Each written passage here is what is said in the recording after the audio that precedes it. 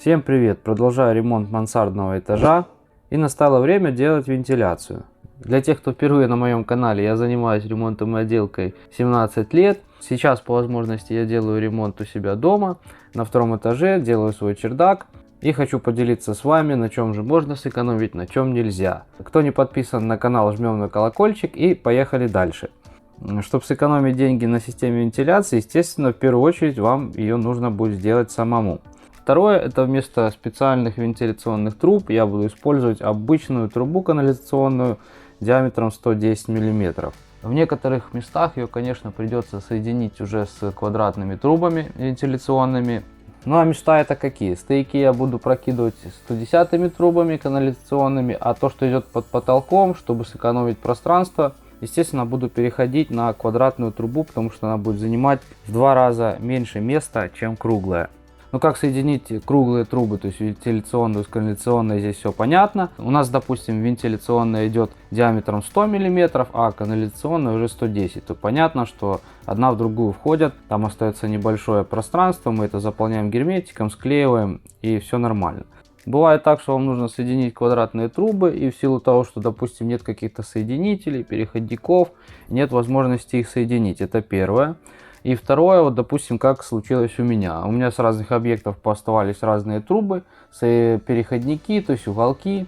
И допустим, если вы соединяете две трубы, у них там разница в сантиметр, грубо говоря, это все можно заполнить герметиком, клеем, здесь проблем нет. На примере я показываю, как я соединяю трубы без соединителя. То есть у меня не было соединителя, мне было лень ехать в магазин, его искать. И мне в голову пришла такая мысль. Я взял в руки паяльник, нашел клеевой пистолет, специальный термоклей. И смотрите, что у меня получилось.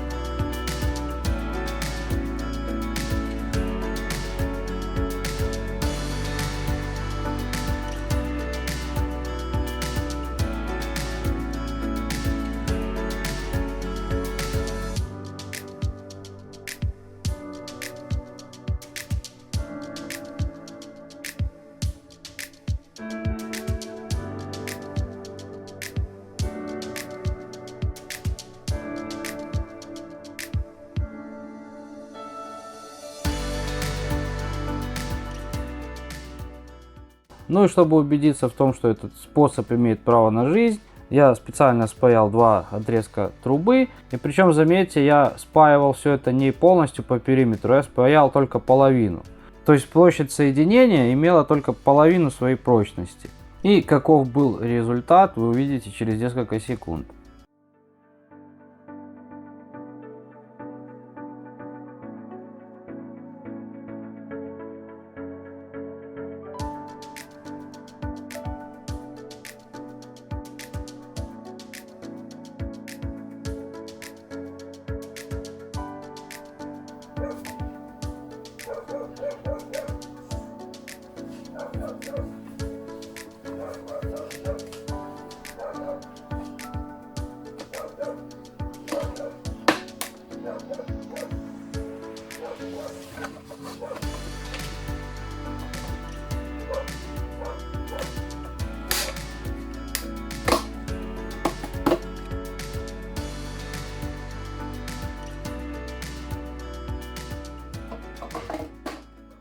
Такое соединение меня полностью устраивает. Вы уже понимаете, что труба будет висеть под потолком, и таких усилий на нее никто прилагать не будет. Поэтому считаю, что способ имеет право на жизнь. А дальше хочу поделиться несколькими лайфхаками и рабочими хитростями.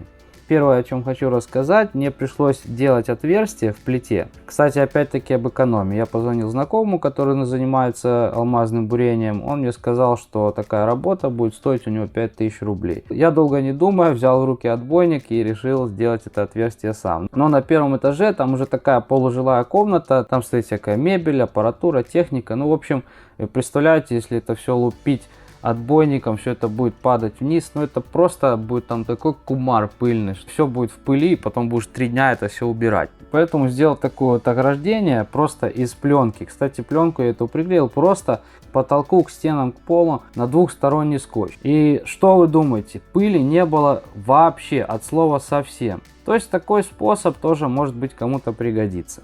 Следующий нюанс, который лишним не будет, у меня остался специальный скотч для пароизоляции. Я решил им проклеить все мои соединения, стыки. Где-то резинки усохнут, где-то не плотно, может что-то стало. Но на всякий случай герметичность лишней 100% не будет. Хочу еще обратить ваше внимание, что все соединения, все стыки я садил на силикон. То есть все промазывал силиконом, все соединял и кое-где еще проклеивал скотчем. Так как, ребята, мы это делаем себе, неважно себе, либо клиенту, ну как всегда клиенту нужно делать еще лучше, чем себе. Поэтому все эти моменты будут точно не лишними. Крепление для квадратной трубы у меня тоже отсутствовало. В магазин, я повторяюсь, я не поехал. Поэтому решил все это прикрепить на перфоленту. Держит отлично, крепится, монтируется просто и легко.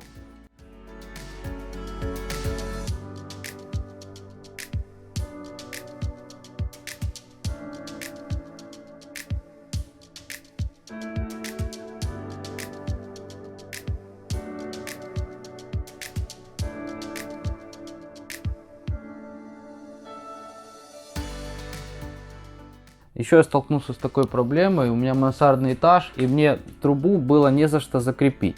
И придумал вот такой вот выход из положения. Труба, кстати, держится очень плотно, хорошо, поэтому можете взять себе на заметку тоже такой способ крепления.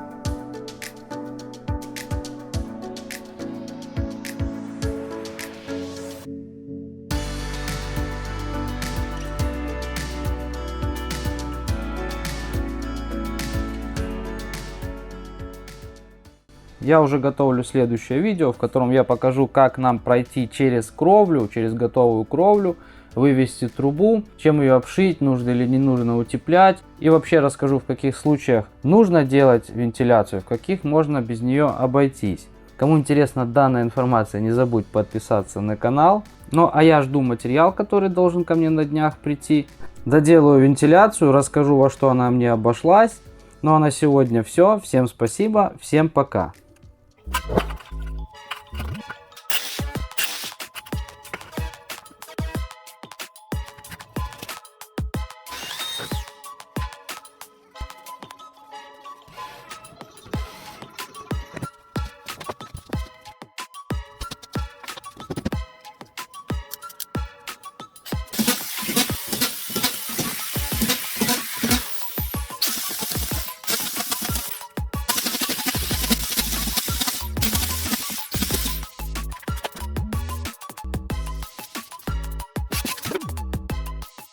Goodbye,